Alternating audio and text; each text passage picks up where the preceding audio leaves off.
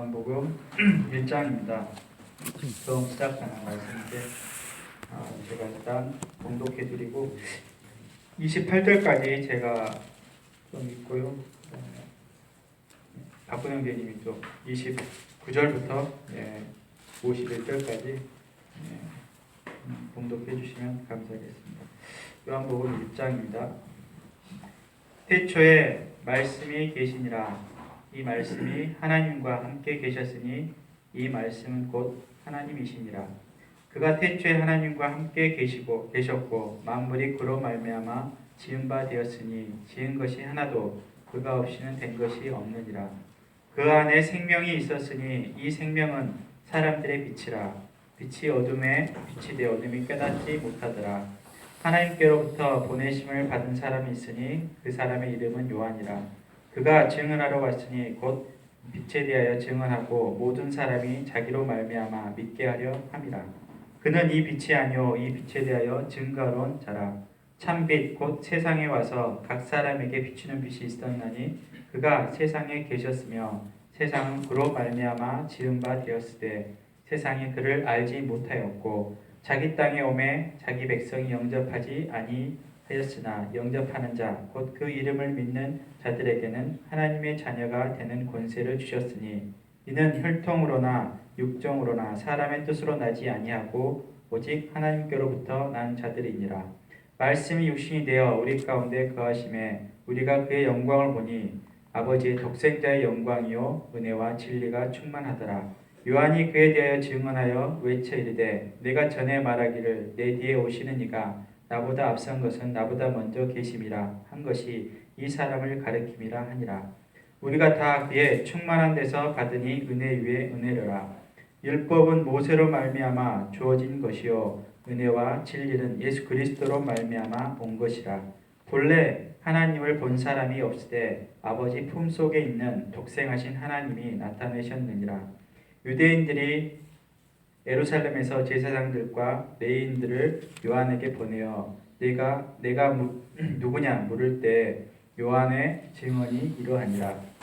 요한이 드러내어 말하고 숨기지 아니하니 드러내어 하는 말이 나는 그리스도가 아니라 한데 또 묻되 그러면 누구냐 내가 엘리야냐 이르되 나는 아니라 또 묻되 내가 그 선지자냐 대답하되 아니라 또 말하되 누구냐 우리를 보낸 이들에게 대답하게 하라. 너는 내게 대하여 무엇이라 하느냐 이르되 나는 선지자 이사야의 말과 같이 주의 길을 곱게 하라고 광야에서 일치는 자의 소리로다 하니라. 그들은 바리새인들이 보낸 자라. 또 물어 이르되 내가 만일 그리스도도 아니요 엘리야도 아니요 그 선지자도 아닐진데 어찌하여 세례를 베푸느냐. 요한이 대답하되 나는 물로 침례를 베풀거니와 너와 너희 가운데 너희가 알지 못하는 한 사람이 있었으니 곧 내 뒤에 오시는 그이라. 나는 그의 신발끈을 풀기도 감당하지 못하겠노라 하더라. 이 일은 요한이 침례 베풀던 곳 요단강 건너편 베다니에서 일어난 일이라. 이튿날 요한이 예수께서 자기에게 나오심을 보고 가로되 보라 세상 죄를 지고 가는 하나님의 어린 양이로다. 내가 전에 말하기를 내 뒤에 오는 사람이 있는데 나보다 앞선 것은 그가 나보다 먼저 계심이라 한 것이 이 사람을 가리킴이라. 나도 그를 알지 못하였으나 내가 와서 물로 세례를 주는 것은 그를 이스라엘에게 나타내려 함이라 하니라. 요한이 또 증거하여 가로되 내가 보매 성령이 비둘기같이 하늘로서 내려와서 그의 위에 머물렀더라. 나도 그를 알지 못하였으나 나를 보내어 물로 침례를 주라 하신 그이가 나에게 말씀하시되 성령이 내려서 누구 위에든지 머무는 것을 보거든 그가 곧 성령으로 침례를 주는 이인 줄 알라 하셨기에 내가 보고 그가 하나님의 아들이심을 증거하였노라 하니라. 또 이튿날 요한이 자기 제자 중 두 사람과 함께 섰다가 예수의 다니심을 보고 말하되 보라 하나님의 어린 양이로다. 두 제자가 그의 말을 듣고 예수를 쫓거늘 예수께서 돌이켜 그 쫓는 것을 보시고 물어 가라사대 무엇을 구하느냐 가로되 랍비여 어디 계시오니까 하니 랍비는 번역하면 선생이라. 예수께서 가라사대 와 보라. 그러므로 저희가 가서 계신 데를 보고 그날 함께 거하니 때가 제 10시쯤 되었더라. 요한의 말을 듣고 예수를 쫓는 두 사람 중에 하나는 시몬 베드로의 형제 안드레라. 그가 먼저 자기의 형제 시몬을 찾아 말하되 우리가 메시아를 만났다 하고, 메시아는 번역하면 그리스도라. 데리고 예수께로 오니 예수께서 보시고 가라사대 내가 요한의 아들 시몬이니 장차 게바라 하리라 하시니라. 게바는 번역하면 베드로라. 이튿날 예수께서 갈릴리로 나가려 하시다가 빌립을 만나 이르시되 나를 쫓으라 하시니, 빌립은 안드레와 베드로와 한 동네 벳세다 사람이라. 빌립이 나다네엘을 찾아 이르되 모세가 율법에 기록하였고 여러 선지자가 기록한 그 일을 우리가 만났으니 요셉의 아들 나사렛 예수니라. 나다나엘이 가로되 나사렛에서 무슨 선한 것이 날 수 있느냐. 빌립이 가로되 와 보라 하니라. 예수께서 나다나엘이 자기에게 오는 것을 보시고 그를 가리켜 가라사대 보라 이는 참 이스라엘 사람이라. 그 속에 간사한 것이 없도다. 나다나엘이 가로되 어떻게 나를 아시나이까. 예수께서 대답하여 가라사대 빌립이 너를 부르기 전에 내가 무화과 나무 아래 있을 때에 보았노라. 나다나엘이 대답하되 랍비여 당신은 하나님의 아들이시오 당신은 이스라엘의 임금이로소이다. 예수께서 대답하여 가라사대 내가 너를 무화과 나무 아래에서 보았다 하므로 믿느냐. 이보다 더 큰 일을 보리라. 또 가라사대 진실로 진실로 너에게 이르노니 하늘이 열리고 하나님의 사자들이 인자 위에 오르락 내리락 하는 것을 보리라 하시니라. 네, 감사합니다. 다시 이제 저희가 디모데 전후서, 그다음에 기도서, 그다음에 그 빌레몬서 그 개인 서신을 쭉 바울의 서신서를 이렇게 끝내고 다시 그 바울 사도가 증거했던 그 예수 그리스도의 복음이 어떠한지를 그 어떠한 이제 복음서보다 이 복음에 가장 충실하게 어떤 내용에 좀 충실하게 이렇게 기록된 복음서가 요한 복음서인 것 같습니다. 그래서 참 여러 이제 예수님의 행적보다는 예수님이 어떠하심과 또 그 복음의 의미가 어떤 것인지를 밝히 있게 말하고 있는데, 특별히 이 1장에서는 예수 그리스도가 어떠한 분인지에 대해서 이렇게 여러 표현으로 이렇게 말씀하고 있습니다. 첫 번째 이렇게 보면 예수님은 이 말씀이시다. 하나님과 함께 하셨던 천지를 창조하셨던 말씀이시다. 그래서 이 말씀이 하나님이시다. 예수님이시다는 걸 이렇게 말씀하고 있습니다. 그래서 이 첫 번째 부분에서는 예수님에 대한 그 누구신지를 말씀하실 때 이 말씀이 있는 것을 말씀하고 있습니다. 또 이어서 이제 그 4절 5절 보면 예수님은 빛이다. 이 세상의 어둠을 비치는 생명의 빛이다. 이렇게 생명의 빛으로 말씀하고 있습니다. 그리고 또 그 16절 이렇게 보시면 이후에 보시면 독생하신 하나님의 아들이다. 아버지 하나님의 독생자 아들이심을 이렇게 또 증거하고 있습니다. 그리고 29절에 보면 어린 양이다. 세상 죄를 지고 가는 하나님의 어린 양이다. 이렇게 표현하고 있습니다. 그리고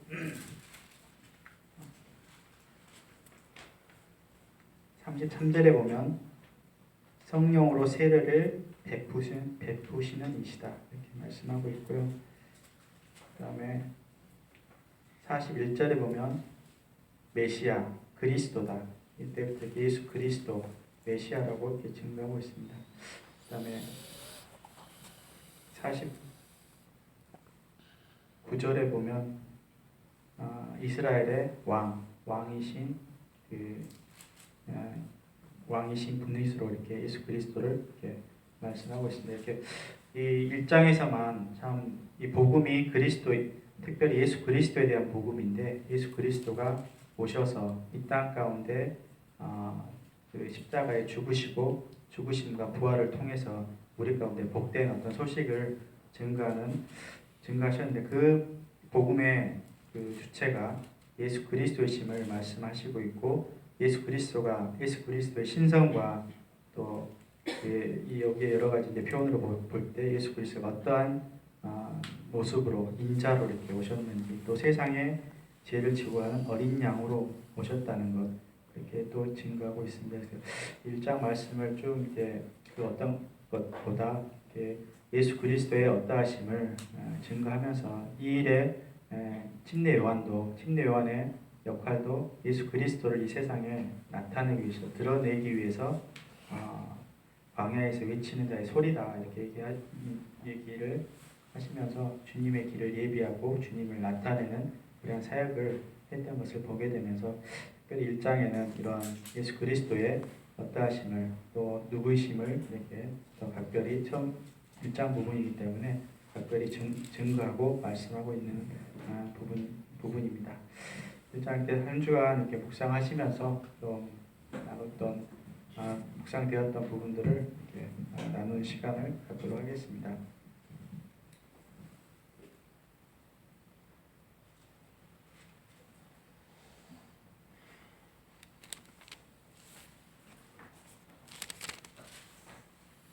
어린 제가 제일 먼저 하겠습니다. 12절에 영접하는 자 곧 그 이름을 믿는 자들에게는 하나님의 자녀가 되는 권세를 주셨습니다.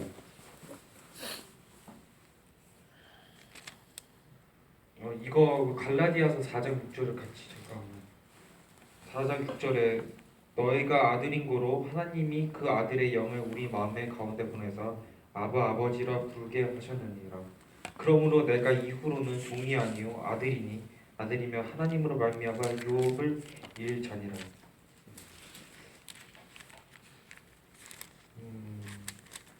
이 말씀을 보면서 생각이 든 게 뭐냐면요, 하나님의 자녀가 됐으므로 천국에 가는 거 그냥 이제 아들이 된 거로 끝난 것이 아니라 그 권세를 가진 자로서 이 땅에서 한마디로 내가 만약에 이건희 아들이다, 왕의 아들이다, 그런 권세를 가진 자다, 왕자다. 그럼 이 땅에서 왕자는 어떻게 살아야 되는지 다시 한번 생각하게 되었습니다. 이상입니다.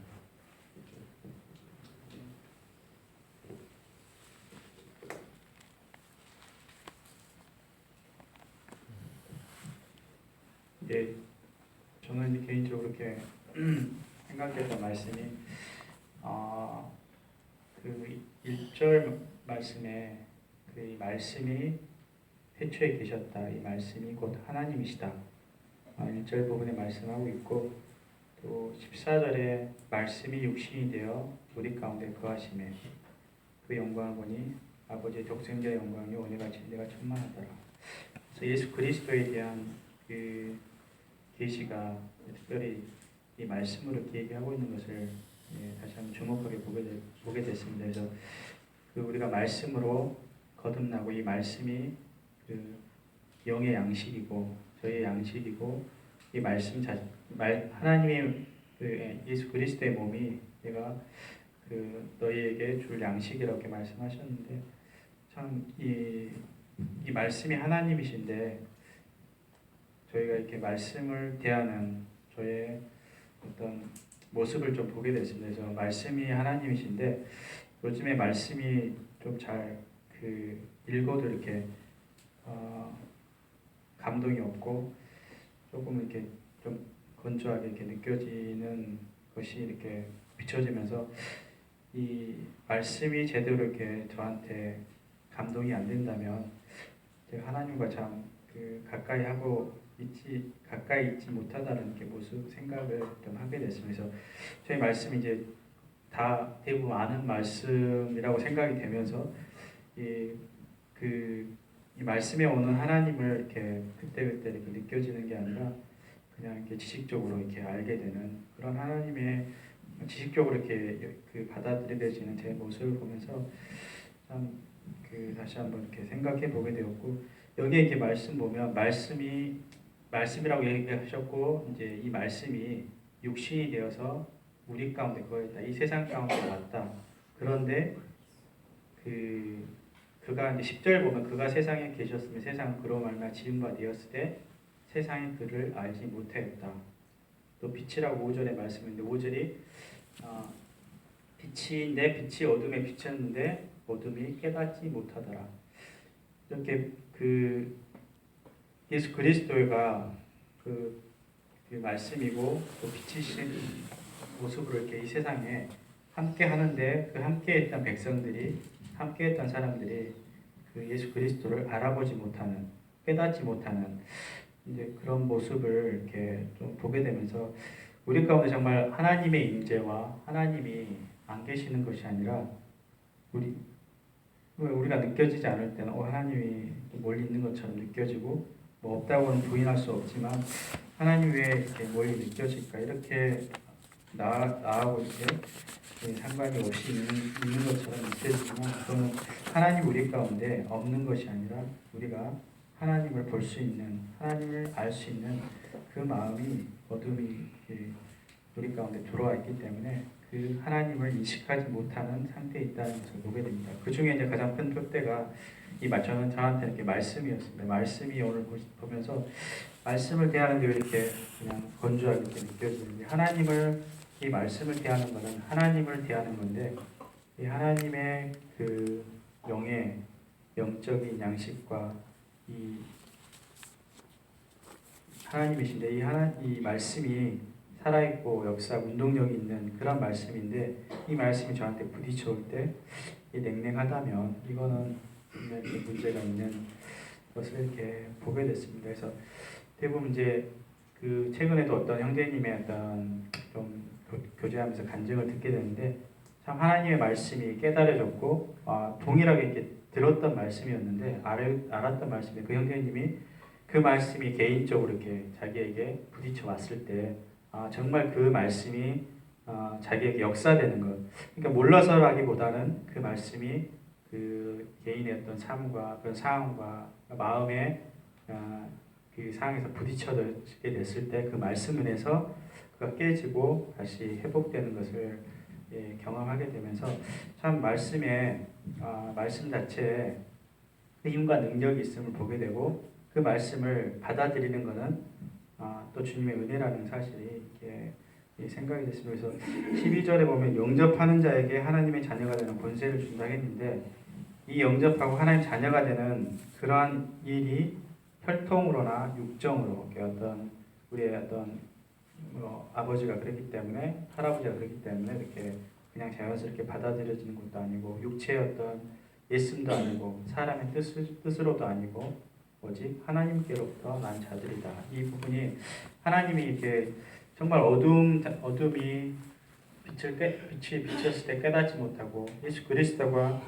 오셨음에도 깨닫지 못하고 참 그러한 모습 우리의 참 실상인데 참 이거를 깨닫게 하시고 그거를 증거하게 하실 때 그거를 받을 수 있는 그거를 믿을 수 있는 그 참 은혜가 하나님으로부터 이렇게 난다는 것을 보게 되면서 참 기도가 되고 그렇습니다. 저희가 뭐 애써 이렇게 연구한다고 해서 되는 게 아니라 저희 마음이 정말 하나님 앞에 그래서 기도가 간절히 필요하고 하나님께 나가는 그 마음이 필요한 것입니다. 그래서 그러한 그 마음이 준비되고 하나님이 우리 가운데 역사하실 때 이 말씀이 저희 가운데 능력이 되고 힘이 되고 살아있게 되는 것을 보게 되면서 다시 한번 주님 앞에 무릎을 꿇게 되고 주님의 은혜 보면 이제 은혜와 진리가 충만하더라 이렇게 말씀이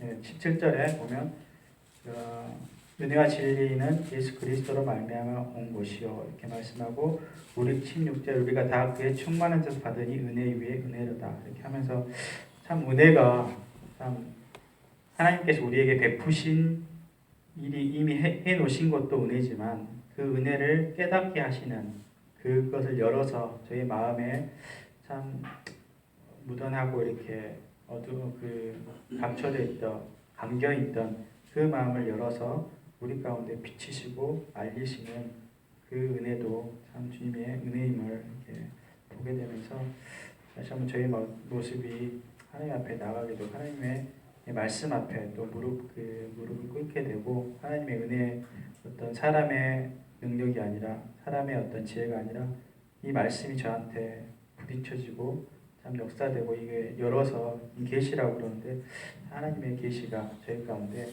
들려지기를 또 간절히 이렇게 기도하는 마음으로 이렇게 기도하고자 하는 마음이 이렇게 이 말씀을 대하면서 들었습니다.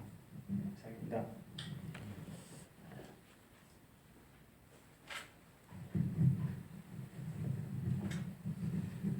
요한복음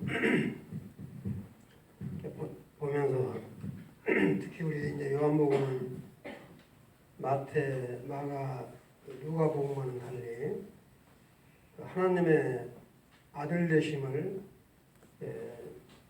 철저히 증거를 하고 있고 또 이렇게 특히 우리 주님이 신성을 가지고 있으면서도 인성이시다. 이러한 말씀을 우리 이제 사도 요한이 나이가 아주 굉장히 많이 드셔서 에베소 교회나 소아시아 지역을 성들에 한이 공감복음보다도 제일 나중에 쓰여진 이 복음서로 이렇게 일컬어지고 있습니다. 근데 참 놀라운 것은 13장 이후로 21장 25절까지는 우리 주님이 고난주간이라고 그러죠. 일주일 동안 고난받는 그것에 대한 것들을 집중적으로 이렇게 하고 계신 걸 볼 때 우리 주님은 부활에 고난 받으시고 부활하시고 하는 그런 것들을 아주 집중적으로 이렇게 언급을 하고 계시는데 특히 이제 이 요한복음에서는 우리 참 사람들이 이해하기 참 어려운 신성을 가지고 있으면서도 인성이다. 이런 것 때문에 많은 사람들로부터 비난을 받고 했던 것을 보게 되는데 특히 저는 이제 1절에 보면 태초의 말씀이 올 때 이 태초가 창세기 태초하고는 조금 다르다고 그래요. 창세기의 태초는 시작점을 말하는데 여기 있는 태초는 시간과 공간을 초월한 창조되기 이전에 영원부터 영원까지의 태초. 그래서 그 말씀이 곧 하나님이다. 근데 2절부터 보면 그가 태초에 하나님과 함께 계셨고 또 3절에서 보면 만물이 그로 만들마 그러는데 그가 과연 누구냐? 보니까 이렇게 예수 그리스도 또는 말씀 바로 이 말씀 여기서 이제 언급하고 하는 것은 우리 이제 사도 요한이 바로 우리 예수 그리스도는 하나님 아버지와 동일하신 분으로 그러니까 언급을 하시고 이 만물도 바로 우리 예수 그리스도께서 지으신 것으로 함께 지으신 것으로 그러니까 바로 이제 이어서 성령이 내리같이 내려온 모습이 32절에 나오잖아요. 이렇게 침례를 우리 주님이 받으시고 사실 침례를 받으실 아무 이유도 없죠. 하나님이기 때문에. 그러나 공적인 또 우리 전 제자들이나 후세를 위해서 증표로 침례를 친히 받으시는 그러면서 그 침례를 받으실 때 성령이 비둘기같이 내려오는 이런 모습을 보게 되는데 이 성령의 역사를 또 요한복음에서는 가장 많이 이렇게 언급을 하고 있는 것을 보게 될 때 참 놀라운 복음서다 이렇게 생각이 되어집니다. 그리고 이제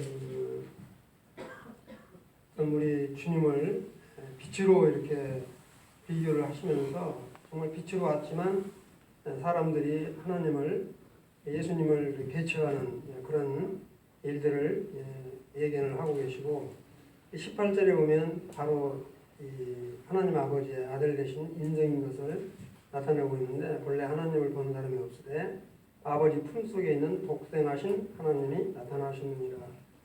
그래서 우리 주님은 우리 인간으로서 도저히 이해할 수 없는 신이시면서도 사람인 그런 모습으로 오신 우리 주님을 참 이렇게 깨닫게 되고요. 그 다음에 이제 침례 요한이 참 아주 우리 주 예수 그리스도 6개월 먼저 나오신 분인데 참 침례 요한이 자기의 사역을 철저하게 감당하신 정말 훌륭하신 분이다 이렇게 생각이 됩니다.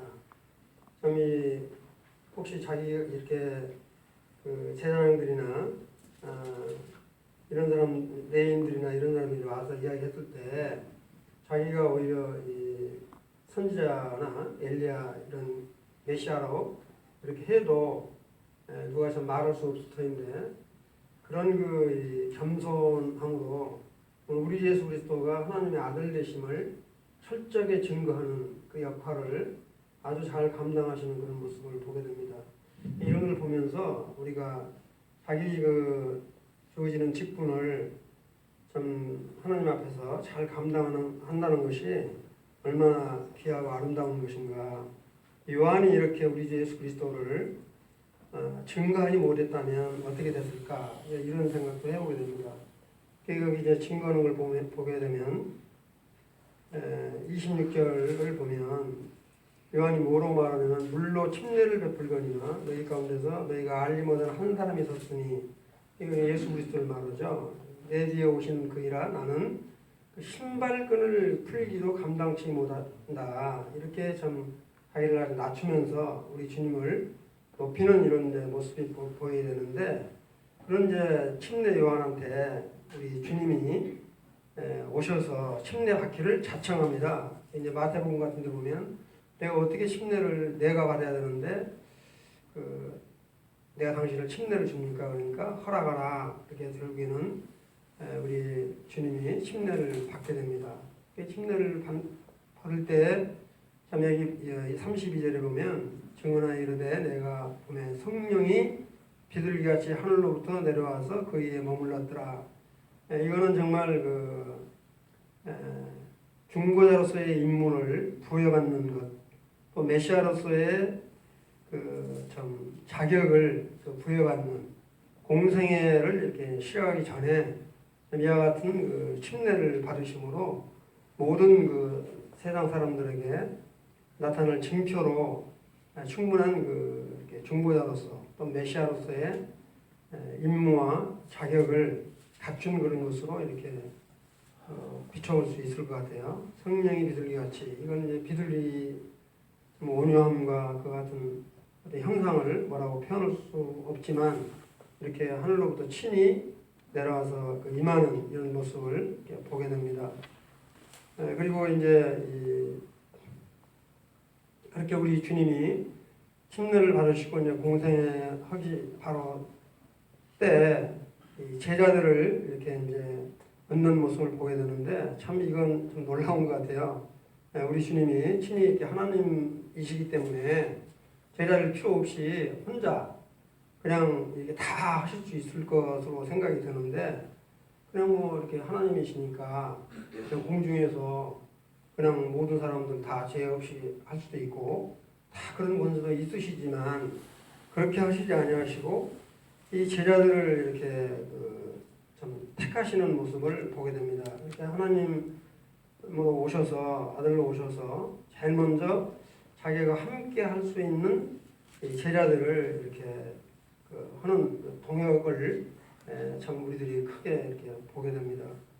이 주님 혼자 다 할 수 있겠지만 그렇지 않으시고 제자들을 먼저 이렇게 찾으시는 우리 주님의 참 동역하시는 모습, 그다음에 실제 선수 이렇게 설선수봉을 하시는 그런 모습, 또 권위, 위엄 이런 모든 것들이 함께 어우러지는 모습을 이렇게 39절부터 보게 되는데 뭐라고 우리 주님이 이제 부제자가 예수를 이렇게 따르잖아요. 그러니까 뭐라고 38절에 하냐면 납비여 어디 계십니까? 이렇게 물으니까 우리 주님이 뭐라고 하냐면 와서 보라 내가 어떤 사람인지 그렇게 말을 하니까 이제 안드레가 그 말을 듣고 베드로한테 참 그거 보면 대단한 것 같아요. 안드레도 물론 소문을 들었겠지만 안드레가 자기 혼자만 하는 게 아니라 바로 베드로한테 이야기를 하고 베드로와 함께 안드레를 찾아가니까 우리 주님이 뭐라고 하냐면 네가 앞으로 요한의 아들 시몬 장차 개발해라 이렇게 이름을 지어주시고 또 이튿날 갈릴리에서 빌립이 만나니까 빌립은 또 안드레, 또 안드레는 나다니엘, 참 이런 이렇게 주님을 알고 그냥 혼자 따르는 게 아니라 바로 전도하는 자 같은 모습을 보게 되는데, 참 우리도 우리 주 예수 그리스도를 알면서 정말 우리가 이렇게 정말 주님을 선포하고 증거하고 복음을 증거하고 있는 자들인가, 이런 걸 다시 한번 이렇게 생각을 해보게 됐습니다. 이 보면 빌립도 바로 나다나엘을 찾아서 언급을 하고, 나다나엘이 이제 주님께 살아가니까 뭐라고 하냐면 어떻게 아냐고 그러니까 무화과나무 밑에 있을 때 내가 알았다 이렇게 말을 하니까 나다나엘이 뭐라고 답변하냐면 선생님이여 랍비여 하나님의 아들이시여 당신은 이스라엘의 임금이다 이렇게 표현하는 참 이런 모습을 보게 될 때 참 놀라운 것 같아요. 정말 그래서 이제 참 우리 이런 걸 보면 우리 주님이 무화과나무에 있는 것을 이렇게 아는 그런 것은 신적인 권능이시지 않는가, 이런 것들을 참 우리 주님이 제자들에게 신이 보이시는 모습을 보게 될 뿐만 아니라 51절 마지막에 보면 참 진실로 진실로 너희에게 이르노니, 요한복음에 제일로 진실로 진실로 이렇게 많이 나오는데 너희에게 이르노니 하늘이 열리고 하나님의 사람들이 인자위에 오르락내리락 하는 것을 보리라. 이거는 정말 우리 주 예수 그리스도의 재림에 대한 그런 모습을 지금 좀 예표로 이렇게 이야기를 하고 있는 것으로 분명히 느껴지는데, 이때 이런 말을 했을 때 뭐 제자들은 알지 못하겠지만 정말 이 야곱이 사닥다리를 타고 오르락내리락 하는 것처럼 정말 하늘이 열리고 우리 주님 천사들이 정말 우리 주님이 부활하실 때 제일로 그 천사들이 이렇게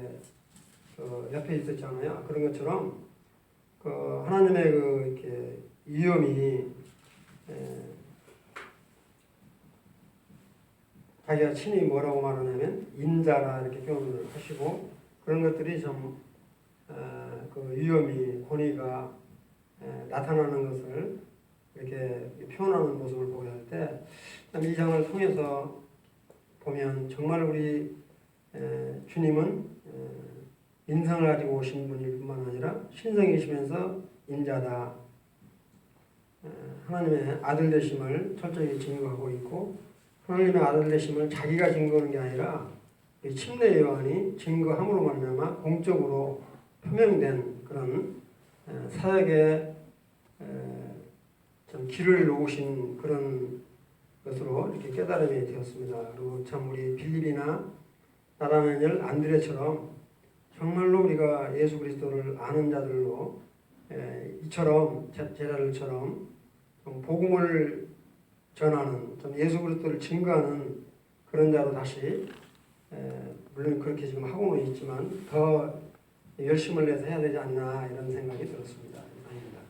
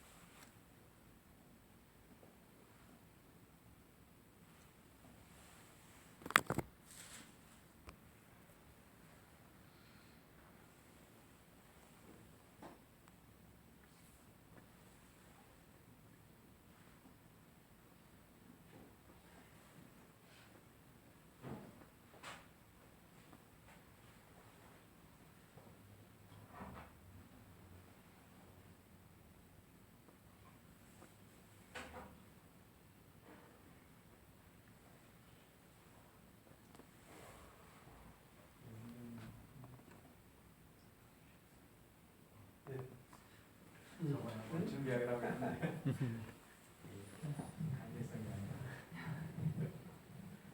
저는 이 요한복음을 오늘 할지 몰랐는데 하시는 거 보고 제가 간증을 하나 하고 싶었는데, 제가 이번에 6월달에 했던 전국 청년 캠프 그 인덕원에서 했는데 거기서 제가 많이 깨지고 또 많이 깨달음을 얻어서 그 부분에 대해서 이제 나누고 싶습니다. 제가 처음에 이제 인덕원교회 캠프 가서 말씀을 들었는데 아시는 분들도 있다시피 이게 좀 말씀이 강했고 또 모임의 2세들에 대한 그 비판을 많이 하셨고 가짜가 정말 많다 90% 이상이 가짜다 뭐 이런 말씀도 하셨는데 처음엔 그렇게 강력하게 말씀을 하시니까 제 마음에 좀 와닿지가 않았어요. 그 말씀들이 저한테 하는 말씀 같지가 않았고 그런데 이제 두 번째 날 가서 말씀을 듣는데 이게 왠지 제가 그 말씀하신 가짜 중에 한 사람이 될 수도 있다는 그 생각이 문득 들었어요. 왜냐하면 정말 저는 어렸을 때부터 이제 교회 다녔고 또한 뚜렷한 그 구원을 받았을 때 그 어떤 뜨거운 감동이나 이런 게 없었기 때문에 다시 한번 제 구원에 대해서 좀 생각해 봐야겠다는 생각을 했어요 그때. 그리고 이제 셋째 날에 이제 좀 터진 것 같아요 제가. 이거는 좀 아닌 것 같다. 제 스스로 봤을 때 정말 내가 구원을 받지 않은 사람일 수도 있겠구나라는 생각이 들었고 그때 이제 원래 세 번째 날에 그 교회에서 이제 자야 되는데 제가 따로 이제 찜질방에 갔어요. 찜질방에 가서 정말 주님과 정말 단둘이 그 부분에 대해서 나눠보고 싶어서 혼자 구석에서 기도를 드리는데 그때 당시에는 예수님 하나님께서 그다지 저에게 어떤 말씀을 주시지 않았어요. 계속 정말 간절히 기도를 드렸는데 정말 저를 무너뜨려 달라고 또 한 제가 정말 진정한 죄인인 거를 깨닫게 해달라고 기도를 드렸는데 그때 당시에는 제가 무너지지 못한 것 같아요. 그리고 그 다음날 또 이제 말씀을 듣고 캠프에 참석을 해야 되는데 이제 좀 그것보다는 제가 혼자 하나님과 계속해서 좀 시간을 갖고 싶었어요. 그래서 이제 집에 캠프 참석 안 하고 집에 갔어요. 집에 가서 이제 또 계속 기도를 드렸죠. 정말 제가 진정한 죄인인 거를 깨닫게 해달라고 기도를 드렸는데 그때 이제 하나님께서 깨닫게 해주신 게 뭐냐면 제가 지금까지 지었던 제가 알고 있는 제가 인식하고 있는 죄들을 이제 처음에는 제가 계속 그 부분에 대해 기도를 드렸으니까 그 부분에 대해서 말씀하시다가 이제 어느 한순간에 하나님께서 그 부분 말고 정말 제가 죄라고 별로 생각하지 않았던 정말 사소한 죄들까지 제가 지었던 사소한 죄들까지 다시 이렇게 재조명을 시켜주시는데 그때는 정말 제가 과장을 하나도 안 하고 말씀드릴 수 있는데 저보다 더한 죄인은 정말 세상에 없다는 그런 깨달음을 주셨어요. 정말 그때는 정말 무너질 수밖에 없더라고요. 그리고 그렇게 어떻게 보면 정말 좌절을 하고 있었는데 그때 주신 말씀이 이사야서 53장 5, 6절 유명한 말씀인데 그가 찔림은 우리의 허물 때문이요 그가 상함은 우리의 죄악 때문이라 그가 징계를 받음으로 우리는 평화를 누리고 그가 채찍에 맞음으로 우리는 나음을 받았도다. 우리는 다 양 같아서 그를 행하여 각기 제 길로 갔거늘 여호와께서는 우리 모두의 죄악을 그에게 담당시켰도다. 이 말씀을 저에게 생각나게 하셨어요. 이제 제가 쳐다보면서 이 말씀을 읽는데 정말 그때 감사하다는 말이 그냥 입에서 그냥 저절로 계속 나왔어요. 진짜 한 10번 정도 그냥 계속 감사하다 감사합니다 이렇게 계속 말씀을 드렸던 것 같아요. 그리고 나서 이제 이 부분에 대해서 말씀을 드렸어요. 주변 형제님들이나 말씀을 드렸는데 제가 이번에 구원을 받은 것 같다고 이제 말씀하시는 거예요. 그래서 그때 당시는 좀 헷갈렸어요. 근데 계속해서 기도를 드리고 또 제 삶 가운데 변화되는 모습들을 보면서 아 정말 이번에 진정한 구원을 받은 게 아닌가 생각이 들었고 또 그 변화된 부분 중에 하나가 제가 그렇게 깨달음을 얻고 나서 요한복음을 쭉 읽었는데 예전에는 예수님이 계속 했던 말씀을 반복하시는 것 같고 좀 별로 깨달음이 없었는데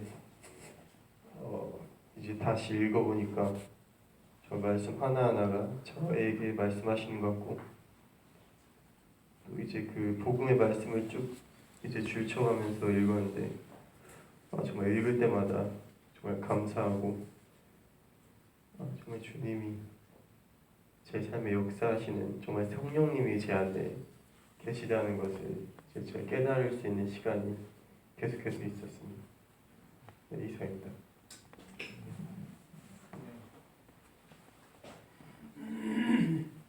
감사드립니다. 간증도 나눠주셔서 이렇게 감사드리고요.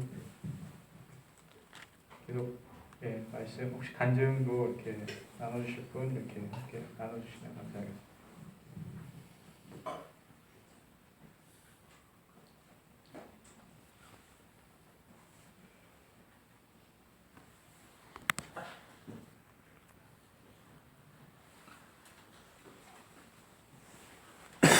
제가 해야 박원장님 마지막 편이라고 앞에서 시간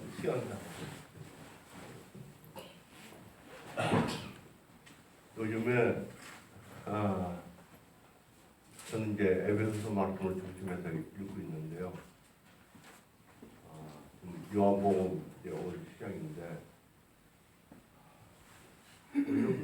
이제 나이가 조금씩 이제 들어가니까는 전에 살았던 생을 이렇게 그 기억을 더듬어 보고 또 구원받은 지 지금 30년이 됐는데 내가 여태까지 무엇을 했나, 주 안에서 무엇을 했나, 에베소서 말씀에도 1장 말씀에도 주님께서 하나님 우리를 구원해 주신 목적이 거기 에베소 1장에서 보면은 목적이 은혜의 영광을 찬송하게 함이라 또 영광을 찬미하게 함이라 하고 에베소 1장에 이렇게 나와 있어요. 그러니까 주님의 영광을 찬송하는 존재로서 저들이 존재하는 것이지 제가 30년 동안 이렇게 주님 안에서 기도할 때 참 무수히 저를 위해서 간구하고 또 좀 더 나아가서는 나라와 교회와 나라와 또 이웃들을 위해서 기도하고 그랬는데 그 기도 가운데 과연 주님의 영광을 나타나게 하는 기도가 있었나 이렇게 생각이 돼요. 지금 그래서 이 요한복음 1장을 이렇게 보면은 이 처음부터 보면은 말씀, 빛, 생명, 성령, 은혜, 진리 이렇게 이 부분이 이렇게 단어들이 나오는데 이것이 전부 다 주님의 영광을 나타내기 위해서 한 말씀인 것 같아요. 또 만물 안에서 만물을 충만케 한다고 그래서 저희들이 기도할 때 또 주님 앞에 이렇게 나타날 때 우리는 주님의 하나의 편인 조각이지 나 자신의 개인 독립체가 아니라는 걸 요즘 이렇게 제 마음속에 들어와요. 그래서 어떤 데도 쓸데없이 저 자신의 이렇게 이 모든 것에 대해서 이렇게 주님 앞에 아뢰지 않았나 부끄러운 마음이 이렇게 계속 들어오게 돼요. 보면은 또 이 요한이 더 나가서 요한이 이 증거를 하는데 나보다 먼저 계신다고 이렇게 하셨어요.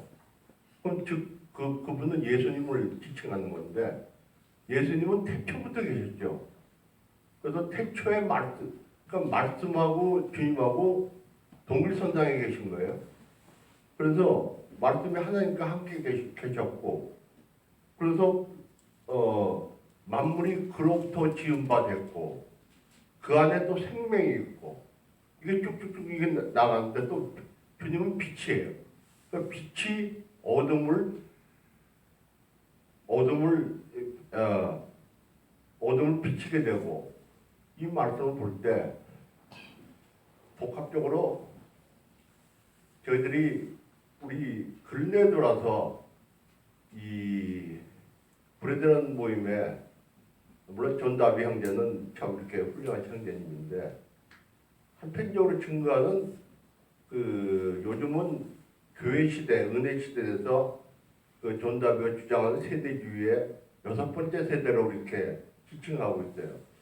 그러면 처음부터는 이제 무죄 시대가 들어가는데 이게 단절됐냐? 제 말씀은 이런 말씀을 볼 때 주님은 태초부터 계셨다는 말씀이 요한도 증거를 해요. 그러고 보면은 이 주님께서 태초에 이 천지를 창조하실 때 그때가 끊어지고 뭐 무죄 시대, 약속 시대 끝날 때 이제 천년왕국 시대로 끝나는 게 아니고, 주님은 에베소서 말씀이나 창세기 말씀이나 요한복음 말씀에서도 처음부터 계셨기 때문에 그것을 가르는 것이 좀 무리가 되지 않나 이렇게 생각이 됩니다. 이 말씀에서도 이 세대적으로 가르는 것은 좀 무리가 되지 않나라는 제 좁은 소견이에요. 그래서 전 이 볼 때 참 이 저희들이 살아가면서 성경 전체가 저희들이 살아가는 데 있어서 저희들이 나 자신을 위한 게 아니고 하나님의 예수님의 영광을 위해서 이 땅에 태어나서 70년, 80년, 90년 살다가 또 이렇게 주님 곁으로 가지만, 요새는 기도할 때 보면은 주님 앞에 내가 영광을 드려야지.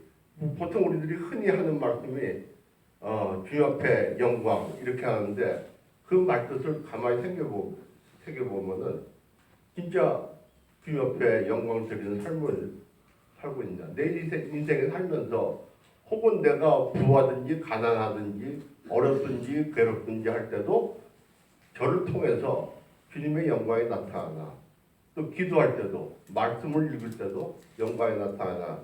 요한복음 말씀 보면서 이 전부 다 저희들이 이렇게 주님의 뜻에 의해서 주님의 영광을 위해서 이 땅에 사는구나 이렇게 생각. 이 나다넬도 나오고 여러 사람이 이제 여기 요한복음에 나오는데도 보면 다 그때마다 하나의 일을 담당하여서 주님의 영광을 나타내지 않나 생각됩니다. 이 말씀 요한복음 1장 보면서 저한테 이렇게 말씀을 주시네요. 이상입니다.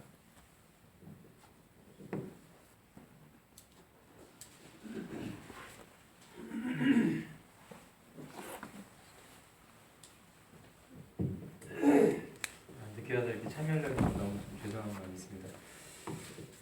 요한복음 1장 말씀 이렇게 보면서 참 이렇게 마음이 많이 설레더라고요. 왜냐면은 저희 때만 해도 이제 구원받고 나서 제일 먼저 보는 말씀이 주로 요한복음을 많이 봤던 것 같아요. 요한복음 말씀으로 구원받고 요한복음 말씀으로 확신을 많이 얻고, 그래서 다시금 이제 요한복음을 이렇게 본다고 할 때 굉장히 좀 마음이 이제 설레는 마음이 있었습니다. 그리고 요한복음에는 굉장히 좀 다른 복음서와는 좀 다르게 사람들 간의 그 대화가 참 많이 있습니다. 우리 주님께서 여러 사람들하고 대화를 많이 하시더라고요. 근데 그 대화가 이 대화를 생각하면은 이제 그러니까 어떤 대중한테 이렇게 말씀하시는 것도 좀 있지만은 개인적인 그런 교제들이 참 많이 있습니다. 1장에서도 그 빌립과 나다나엘에게 이렇게 특별히 나다나엘에게 하시는 그 개인적인 말씀, 또 3장은 이제 그 니고데모, 4장은 사마리아 여인. 그러면서 계속 이제 이 주님께서 이 한 사람들에게 이렇게 대화를 하시는데 참 얼마나 우리 주님은 이렇게 선하시고 또 그 대화를 이렇게 나눌 수 있는 이 사람 이렇게 하실 때 대화를 나누실 때 그 참 인격적인 분이시다 하는 그거를 좀 기대가 되고 많이 이제 묵상하게 되길 바랬습니다. 근데 이제 이 요한복음 1장을 이렇게 보면은 저는 이 앞부분에 그 우리 주님에 대한 그 소개 부분이 좀 많이 이렇게 다가왔는데 참 과연 제가 이제 그런 생각이 이렇게 드는 거예요. 이제 저희가 이제 믿으니까 요한복음 1장 1절 말씀부터 쭉 보게 되면은 이 말씀들이 참 너무나 놀랍다. 와 그렇구나 이렇게 저희들이 생각을 하면서 봅니다. 그런데 이 믿지 않는 사람의 입장에서 볼 때 그 요한은 그거를 얘기를 해야만 했었거든요.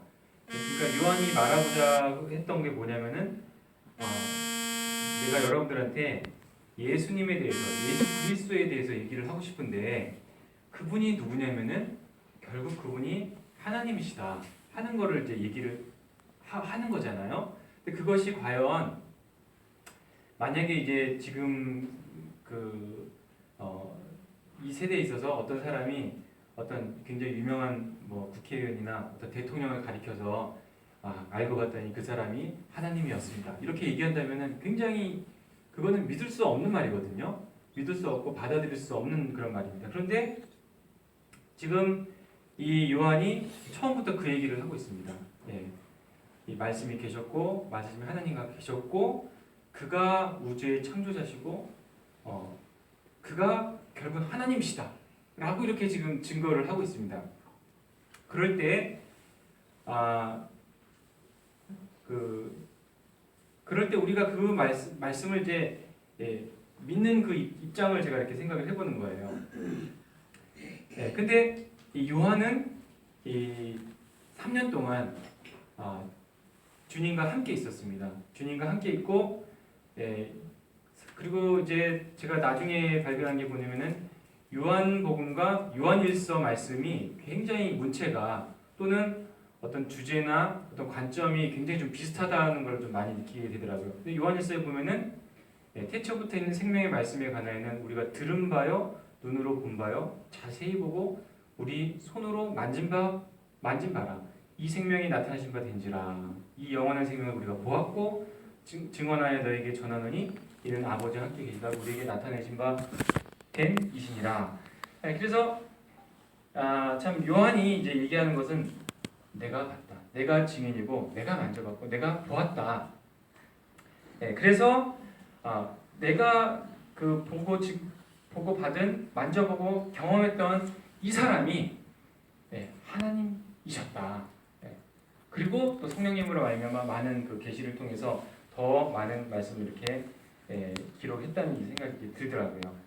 그리고 또한 그거 사실은 이 말씀은 순차적으로 기록된 것이 아니고 예수님께서 부활하시고 승천하신 후에 이제 기록이 된 말씀입니다. 그래서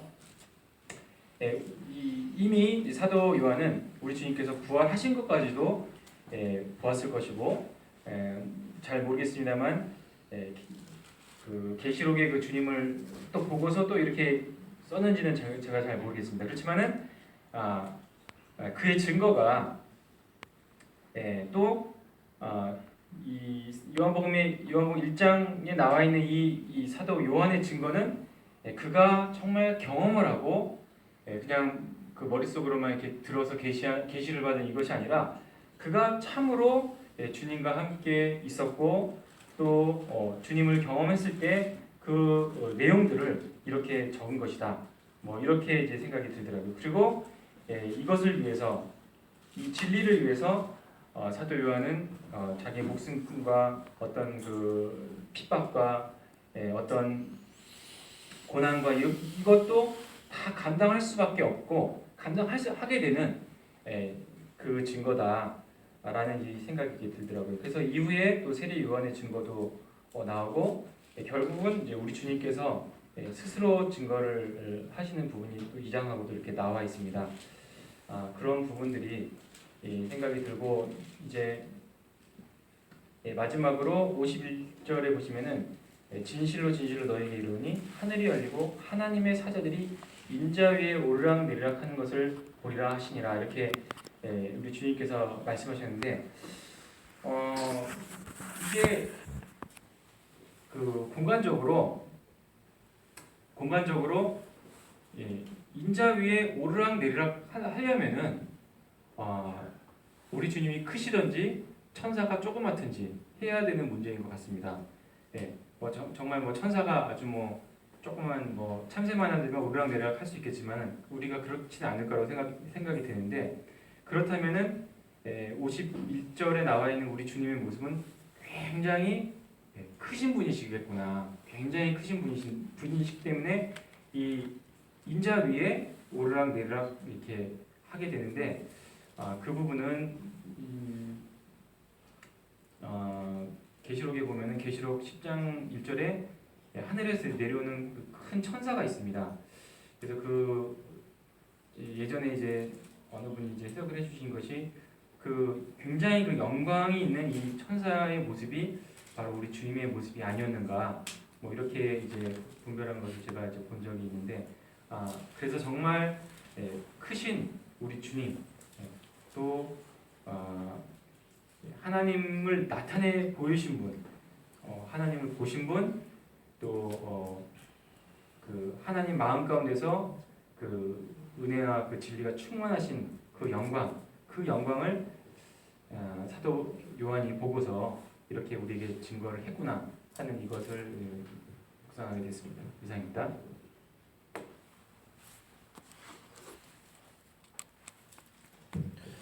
감사합니다. 시간이 많이 돼서요. 짧게 교제하고 정리 마치도록 하겠습니다. 요한복음은 저희들이 너무나 잘 알고 있는 이렇게 복음서이기 때문에 우리 형제님 말씀하신 대로 구원 이후에 많이 요한복음을 보게 되고 또 그 말씀을 통해서 영감을 얻고 우리 주님에 대해서 더 그 계시가 밝아지는 것을 교제하고 나누는 것들을 듣게 됩니다. 특히 이제 요한복음의 특징은 예수 그리스도의 하나님 되심, 하나님 아들 되심, 그리고 생명에 대해서 구체적으로 다른 복음서에 비하여 나눴다라는 것을 말씀드릴 수 있고, 저는 그 핵심적인 말씀이 14절 말씀을 생각하게 됩니다. 물론 모든 말씀이 영감이 있지만 제 개인적으로는 14절이 제 마음에 많이 와 닿은 말씀이기도 한 말씀이고요. 잠깐 말씀드리면, 말씀이 육신이 되어 우리 가운데 거하심에 우리가 그 영광을 보니 아버지의 독생자의 영광이요 은혜와 진리가 충만하더라.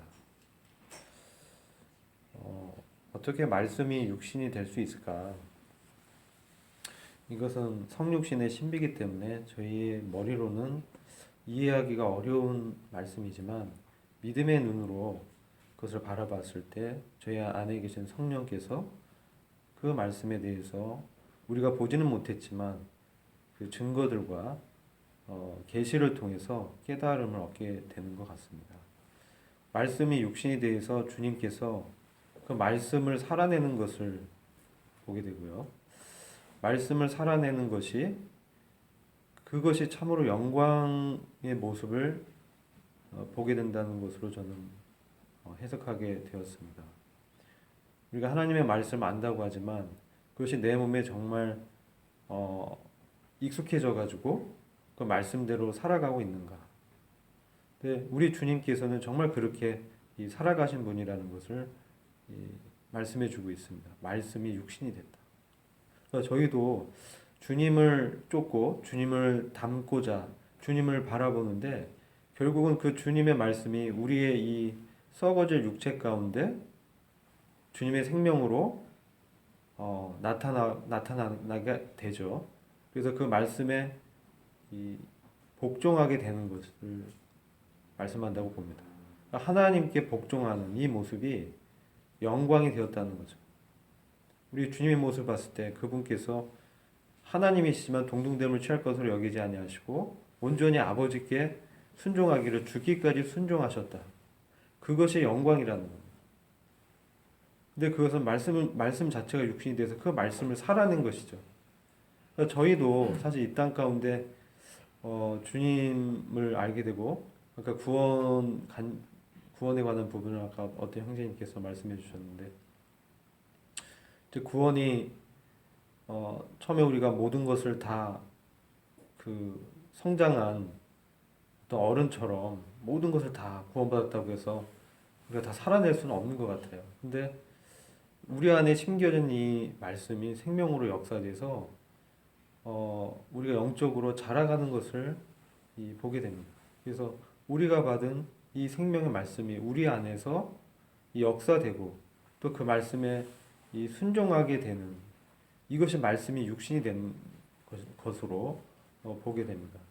그러니까 우리가 얼마나 많은 경우에 주님을 안다고 하고 주님을 믿는다고 하고 그렇게 말하지만 정말 주님처럼 이 말씀을 살아내는 것에 있어서 얼마나 믿음의 진보가 있고 영적으로 성장했다라고 말할 수 있는가. 자신을 봤을 때 많이 부끄러워지고 사실 이제 그 어떤 분들은 그죠.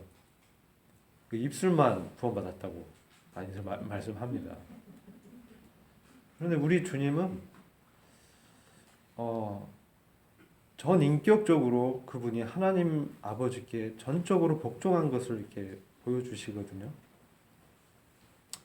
그래서 이러한 주님의 삶이 우리 가운데 정말 풍성하게 나타나기를 소원하고 저희도 그 입술만 구원받는 것이 아니라 저희 몸이 정말 주님의 인격을 이 땅 가운데서 드러내고 또 그럼으로써 아버지께 영광이 되는 이 삶, 이것이 우리 어떤 천연적이고 자연적인 본성과 생명으로는 될 수가 없고 생명 되신 주님으로 말미암아 가능하다는 것을 우리는 너무나 잘 알고 있습니다. 그런데도 많은 경우에 우리가 그러지 못하고 넘어지기도 하고 또 말씀대로 못 사는 것을 자책하기도 하고 어떤 때는 정말 어떤 분은 뭐 자살까지도 생각했다고 하시는데 정말 그 비참한 이 영혼의 상태를 보게 되는 거죠. 그런데 말이죠. 이 말씀을 보면 16절 말씀을 보고 참 위로를 얻게 됩니다. 우리가 다 그의 충만한 데서 받으니 은혜 위에 은혜로라. 우리가 그분의 충만한 가운데 이 NIV 성경에서는 From the fullness of His grace, 그의 은혜의 충만함으로부터. 사실 은혜는 저희가 정의는 너무나 잘 알고 있잖아요. 받을 자격이 없는 자에게 베푸시는 하나님의 호의다.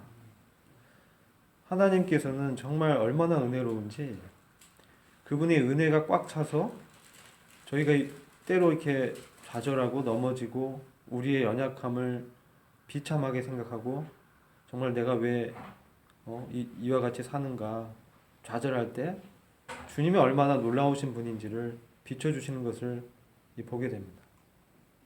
그래서 그분의 그 충만함을 봤을 때 여기 뒤에 보시면 하나님 보라 세상 죄를 지고 가는 하나님의 어린 양이다. 우리가 많은 경우에 죄의 문제로 고민하지 않습니까? 근데 이미 주님께서 하나님의 어린 양으로 이 죄의 문제를 완전하게 해결해 두셨다는 거죠. 그런데도 불구하고 우리는 우리 자신에게 많은 경우 집중해서 이 주님을 놓칠 때가 많은 것 같아요. 근데 주님께서는 그럼에도 불구하고 우리에게 각자에게 비추는 빛이라고 얘기하고 계세요. 9절 보면 참빛 곧 세상에 와서 각 사람에게 주시는 빛.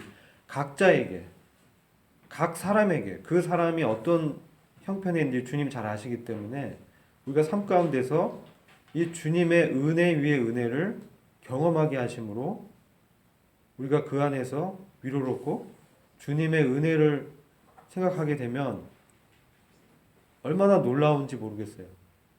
내가 자신을 봤을 땐 좀 비참하지만 이 죄의 문제를 완전하게 해결하신 그 주님이 우리 안에 사신다라는 거죠. 그것을 매번 발견하게 됩니다. 그래서 이 은혜는 은혜 위에 은혜를 여러 가지로 해석하는데, 은혜를 뭐 대체하는 은혜, 은혜를 교환하는 은혜, 이렇게 이제 해석하는데, 저는 은혜가 끊어지지 않게 계속되는 은혜라고 저는 보게 됩니다. 이 하나님의 은혜는 우리가 지금은 비록 연약하지만 우리 안에 심겨진 이 주님의 생명이 얼마나 놀라운지 그것을 계속적으로 우리에게 비춰주시고, 우리의 죄의 문제가 이미 해결되었음을 알려주시고 기다려주시고, 그분의 충만한 은혜를 계속 보게 하시고 그것을 누리게 하는 것이죠. 그 은혜를 누리게 하심으로 우리가 주님께 자발적으로 엎드리게 되어지고, 그리고 그분을 정말 사랑하는 마음이 생기게 됩니다.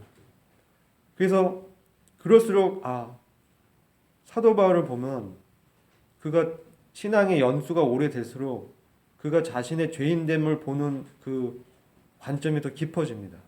그래서 급기야는 이제 노년에는 자신을 죄인 중에 괴수라고 현재형으로 말씀하는 걸 보게 돼요. 사도 바울이 얼마나 많이 거룩을 추구했던 분인데 그의 노년에 여전히 그 몸에 남아있는 본성적인 죄가 있다는 거죠. 우리 옛사람은 십자가에서 죽었지만, 십자가에 못 박혀서 죽었지만 우리의 몸에 남겨져 있는 이 죄의 습성, 이것은 우리가 주님 나라 갈 때까지, 주님 오실 때까지 우리가 떠안고 가는 나의 십자가인데, 그것을 이미 해결하신 그 주님의 놀라운 풍성한 은혜와 사랑을 대할 때 그것이 날마다 저를 주님 앞에 엎드리게 하고 오히려 주님께 더 나아가게 하고 주님의 사랑을 더 경험하게 하고, 그러니까 어떻게 됩니까? 이제 이 죄 자체를 너무나 미워하게 되고 이제 주님과 같은 인격을 점점 드러내게 되고, 그리고 주님의 이 생명이 점점 더 삶 가운데 나타나게 되는 그 또한 은혜라는 거죠. 그래서 이것을 이 요한복음을 보면 이 생명의 역사와 또 이 빛으로 우리에게 진리를 비춰주시는 이 주님, 이를 통해서 우리가 얼마나 은혜를 받았는지, 날마다 은혜 위에 은혜를 경험하면서 주님을 더욱더 추구하고 주님의 거룩을 사모하고 정말 주님과 같이 되고 싶다. 이 은혜를 경험하고 내 안에 계신 이 주님처럼 정말 살고 싶다. 정말 이 지긋지긋한 이 죄의 속성을 벗어버리고 정말 거룩한 하나님의 생명을 담아내고 싶다. 이런 열망이 우리 가운데 일어나기를 참으로 소원합니다. 그래서 점점 더 은혜를 경험함으로 정말 우리가 주님 나라 갈 때는, 주님 앞에 섰을 때는 정말 충성된 종이다, 잘하였도다, 이런 칭찬을 받기를 간절히 원하는 마음이 있습니다. 이상입니다. 네, 감사드립니다.